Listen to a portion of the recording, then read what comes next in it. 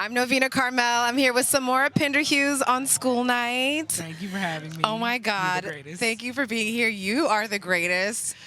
I gotta say, like, I've seen artists up there that are singing on the softer side, and people are just like talking over them and everything like that. And with you, there was like not a pin drop in the room, and like that's just a testament to how you captivate with your energy. Thank you. And it's like there's such like a sweet, captivating energy to it too. So thank you for that. Yes. And the song you ended on, Process, that's one of my faves. Thank you. Yes. Thank you. And I'm so curious. You said you end every set with that one. I do. Why that one? By the way, before I say that, you were the first person to play that song on the radio. Was I? Yes.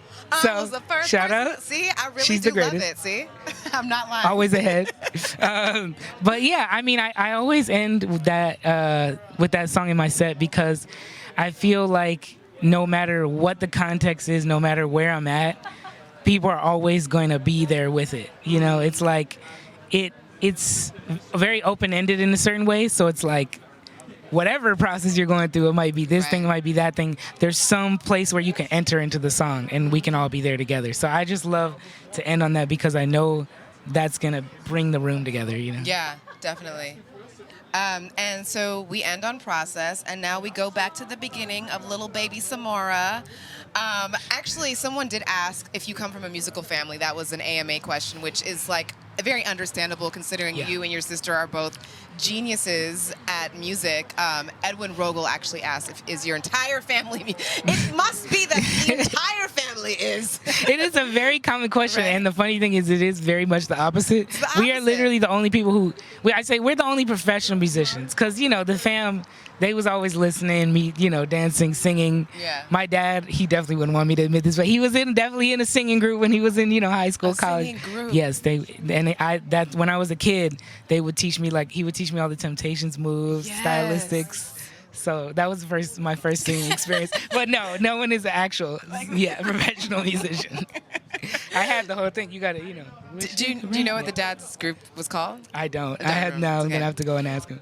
So how did you guys start playing music then, you and your sister? I mean, you let's talk about you. So you were quite young, right? Yeah, I started playing at 2. I didn't start playing piano at 2, but I was playing like Venezuelan, Cuban percussion. Oh, you know, just had those laying around as every household does. Okay. Yeah, and it was, you know, it's a spirit thing. You know, it's just like I can't explain it, but there is a really silly story that like literally when I was in preschool, this musician came to the preschool and was like going around the rooms playing, and I like was playing with Play-Doh, and I just kept following her like all day. I would follow her around all the rooms. Wow. So she went to my parents and was like, we need to get him to stop following me, so I guess I have to give him lessons. And she's my first teacher. Amazing. So that was the percussion? That was percussion. Yes. And then I did piano later. And then voice I just started like 2 years ago. Stop. Yeah. You're lying. You are lying I never to me. sang, ever. Yeah. He's just said that he started voice 2 years ago. I don't believe you. Yeah. You're like, I don't care. Wow, that's crazy. Yeah. What was happening before? Did you feel like you didn't have the voice, or you were just more focused on the piano, or what? I think I was just nervous because being that I've played piano for so long and I was so serious with it, and I practiced like every day and everything, I think I just was intimidated that like, oh, I can't just pick this up and start singing. But somewhere in myself, I always wanted to because I was writing lyrics and stuff before that. Okay. But I just never had the courage. And then once I started like touring and going on the road with different singers, they would ask me to sing backup. And that's how I got the courage to do it. I cannot believe that, Samora. I didn't even know that. Wow. So speaking of, you know, writing the lyrics, like I gotta say, like, I feel like one of the words I think about with you is raw. Your delivery of how you feel is raw. You feel very vulnerable, and then what you write about, you don't hold anything back. You know what I mean? It's clearly like we got to talk about this, and it's cathartic. Like sometimes it hurts, but it like feels good at the same time. And has that always been like your writing style of just like getting to the meat of what matters? Or did you start out being like, "Ooh, girl, I like your style"? And Yeah, no, it is. The funny thing is, it has always been that. And actually, whenever I have tried to I'm gonna write a love song. I'm gonna write something real like simple and happy, and I literally can't do it.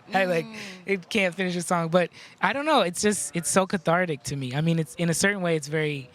I wouldn't call it selfish, but it starts with self first, and that it's like my like excavation process. It's really a lot of times I just don't have the words for that material until somehow it's inside a chord.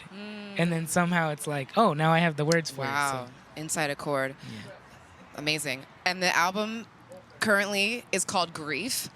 When that album title came out, I was like, yes, we're getting into it. And you explore like a lot of themes on there. And is that something that was like, I mean, I feel like what you talk about is very timely, I want to say, but I feel like it's kind of always timely too, like the things that we need to talk about.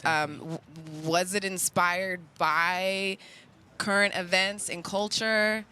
Yeah, I mean, I think I was writing a lot of that music for like the last 3-4 years, but a lot of it did come in the last couple years, you know, during the pandemic, and so that's definitely where the title came from. And I just really wanted to make something that would be an outlet for people's process that way, that like I wanted people to have something that they could turn to if they're like, I'm really messy right now, like this, whatever, however I'm dealing with this, whether it's a tragedy or not, anything, like it just looks really complicated. Yeah. And I just didn't feel like when I felt that way, there's certain music I turn to. So I just wanted to make something like that, and that's why I titled it Grief. What music do you turn to? For that kind of a feeling, definitely Radiohead. You know, I was gonna ask you if you're a Radiohead fan. I mean, yeah, one of my big top influences, Okay. like my heroes, you know. Yes, but, yeah, big time. And you know, it's so interesting. Like I was hearing Radiohead as an influence, and then I was thinking about how people oftentimes categorize your music as jazz, which, like, obviously there's jazz in your music, but it's not like the first thing I think of at all. It's like I almost feel like that's just like a box. Like they see a dude who can like play piano really good, and obviously like has like jazz training and stuff, I guess. I don't totally even know. agree with you. I mean, and I think the way that I try to approach it when people like kind of label that is that I really do feel like I come from the lineage of that, but I don't feel like my music sounds like that at all. You know?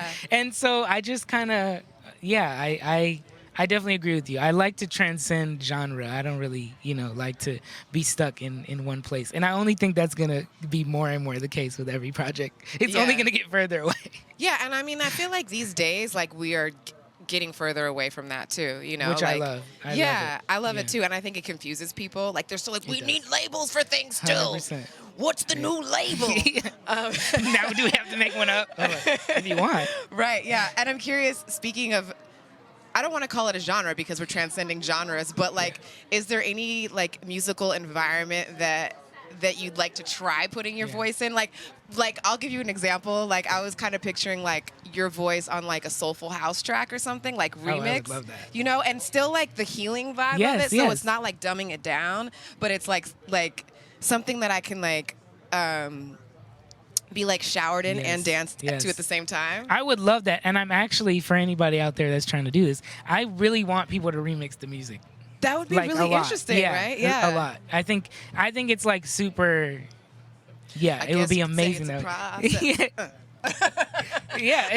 a joint. It's good. Oh my God! Someone please make this. Please, you make it. No, I'm ready. It's gotta happen. I need to learn how to. Honestly, that would make me really happy. Yeah, that would be very interesting. I mean, I think it's gonna happen. Let's make it happen. Yeah, we're gonna do this. In the spirits. We're gonna make it in the spirits. Also, I want to talk about a really amazing project. Because, your music, I feel like, is just one of the many mediums that you do or that you could work through to do the work that you're doing in the world, which, as is noted in your bio, you're an artist but also an activist. Is that a title that you feel comfortable with? I do. Yeah, and you have something called the Healing Project. Yeah. I'm wondering if you could share with us what the Healing Project is and why that's important to you. Yeah, so the Healing Project is a constellation of different works that, as you said, it just basically transcends any type of discipline. So it's film, it's music, it's sculpture, it's everything. And basically what I did was I took 5 years, I went to 15 different states around the country, and I talked to hundreds of different people from different backgrounds about their experiences with structural violence and their healing processes from that. Wow. And then I made an exhibition, a digital archive, and an album, which became Grief. So all of those things are out in the world right now. The exhibition is in San Francisco right now, but will come to LA next, and New York, then everywhere else. And the archive and the album are out online. So my hope is that people basically can enter, again, in any way that they feel it. Because some people connect to visuals, some people connect to sound first, some people connect to story in different type of ways. So there's something for everybody in it. Are there any artists that inspire you to combine art and activism in your work? Like, yeah, I would say off the top, I mean, that are here now, or any in general. They could be Okay. As far as folks that are here now that inspire me a lot that way, definitely Saul Williams, of course.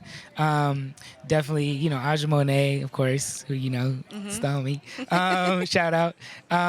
Definitely, I would say, you know, the amazing elders, like the last poets that are still around with us. Yeah. Brian Jackson, who just came out with an amazing new record. Yes. Incredible, so it's inspiring. So good, yeah. And yeah, so many more folks. No Name, you know. There's a lot of people out here that, to me, I guess what I think of when I think of those people is not just that they make music and art about, you know, those topics, but that they're also physically engaged practically in the struggle every day. Like they're doing stuff on top of and also making art about it, you know? Yes. And that's really what shows me when people are really committed. Practice what you preach. Boom. Exactly. Samora Pinderhughes. It's been so amazing being here with you. I'm honored.